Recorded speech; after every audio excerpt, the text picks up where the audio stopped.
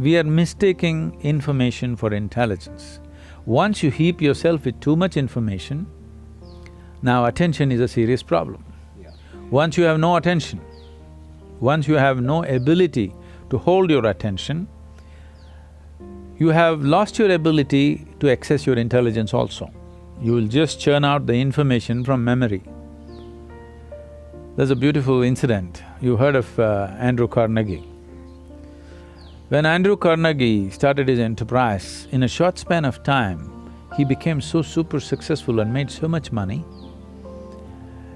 At that time, okay, this is not the age of Google or Facebook or Twitter where in 2 years they become multi-billionaires and all. Those days, people had to set up manufacturing this and that and make money which would take decades or generations.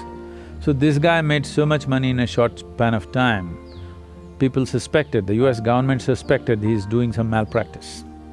They set up a Senate investigation committee. So they questioned him in every way possible and they found nothing wrong with his business. Then they asked, how do you manage to make so much money and be so successful? So Andrew Carnegie said something very simple. See, I can keep my mind focused on something for 5 minutes at a stretch. 5 minutes. Can any of you do it? All the senators. They thought, what's the problem with 5 minutes? And he set up an experiment. They tried to keep their attention, they couldn't keep it for a few seconds. One moment here, one moment there, this is the fate of most human beings. So then he said, you should not be running United States. So, human ability, there's something called as chitta. There's a different… see, in English language, mind is mind. Largely you're considering the memory part of your mind as mind. In the yogic system, there are 4 main aspects of the mind. I'll not go into the detail, but the memory part of the mind is of least importance. It's the chitta, which is connected with the consciousness, which is most important. If you find a shape for your chitta, that shape will manifest always, because it's empowered by life-making material which for lack of words we're using the word consciousness, that which is the basis of life. Once your mind is yoked to that, then what shape your mind takes, mind is like a cloud, you can make it any shape. You can make it godlike, you can make it a devil out of it, you can make a pig out of it, you can make whatever out of it, you know. It's a nebulous thing. So what shape you give to your chitta, it will always manifest in the world because it's empowered by life-making energy behind it. Success will come easy more than anything, because success will come easy not because of any magic, simply because you function at your full potential. You are connected to everything in the universe and everything with you. Whether you can see it with the naked eye or not is unimportant. The only difference between one thing and another is in density or amplitude of vibration. That is the only difference. When you choose certain thoughts, brain cells are affected. They vibrate and send off electric waves. When you are concentrating on those thoughts, you increase the amplitude of vibration of those cells and the electric waves become much more potent. Do you want your thoughts to be more potent? Develop the willpower, the will, and the mental faculty. That gives you the ability to concentrate. I'll give you an analogy that you're all familiar with. It'll do exactly the same thing. You go outside on a nice sunny day, and you all did this from your little boys and little girls, and you take a magnifying glass, and you may have a piece of paper, some leaves, or you might even have your hand there. And you take the sun and you put the magnifying glass between the sun and the object, and you can start a fire with it. How? You increase amplitude of vibration. The rays become much more potent. They become hotter, and like that. Let's take a candle, and let's suppose I put a sign way over here on the wall. We turn out all the lights, and I'll light the candle and ask you to read the sign. You'd say, I'm not able to, and I'd say, why? You'd say, there's not enough light. That would appear to be the correct answer, but it would be wrong. The reason you're not able to read the sign is because the light is not being directed at the sign. Now, if I took exactly the same candle power and I confined it in a flashlight, and I held the flashlight towards the sign, you'd be able to read it with these. See, well, the candle's here, some of the light's going on you, some on me, all over the place.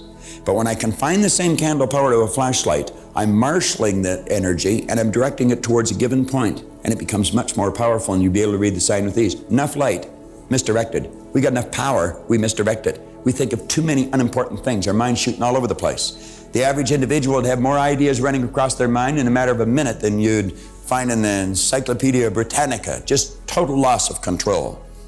Get locked into your idea and stay in that vibration regardless of what's happening. I've often said you'd have to put a great big bullet right through here to get me to stop doing what I'm doing. I don't want to do anything else. I made up my mind a long time ago. This is what I was going to do, and I was going to work at getting better at it every day. Lock into something. Find something you love to do and dedicate your life to it.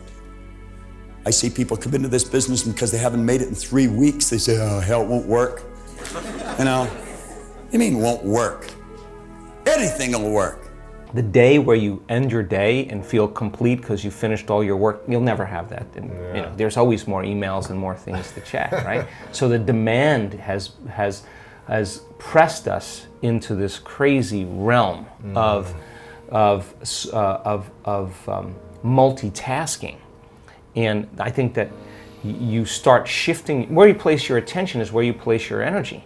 So if you're shifting your attention all over the board, your energy is scattered. Yeah. So then when you start disconnecting from everybody, your boss, your coworker, you know, the news, your cell phone, your computer, and you start going this way, I think it's into the present moment. Then if where you place your attention is where you place your energy, and you're truly in the present moment, you got a lot of energy to execute. You got a lot of energy to use, and you want to be able to do that eyes open.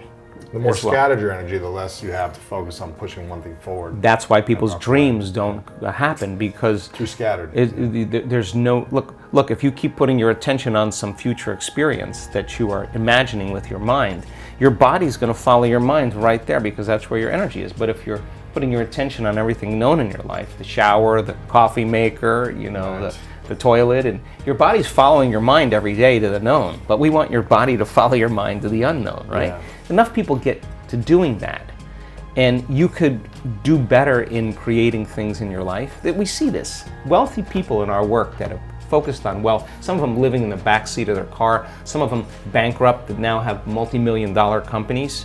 What do you think they want to do with that money? They want to give it away. Yeah, give back. Let me tell you why.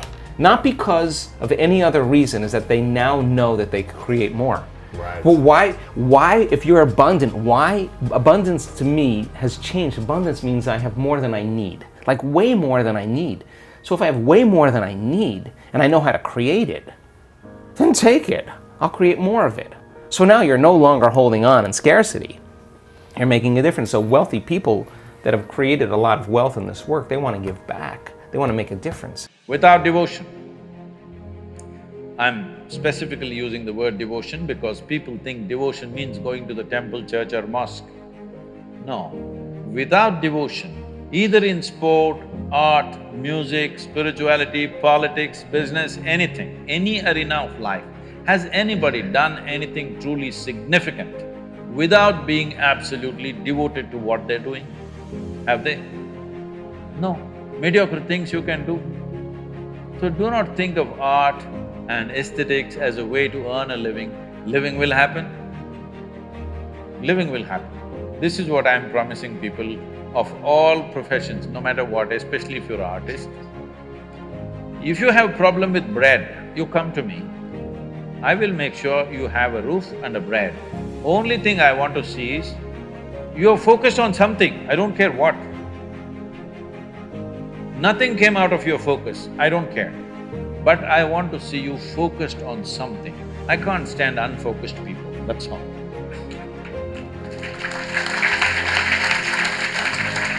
I'm making an open-ended offer. Anybody who's worrying about bread, you just come to me. I'll make sure you eat for the rest of your life and you have a place to stay. But I want to see you at least 12 hours a day focused on something, whatever the damn thing is. I won't ask you what you're focused on, but I want to see you focused.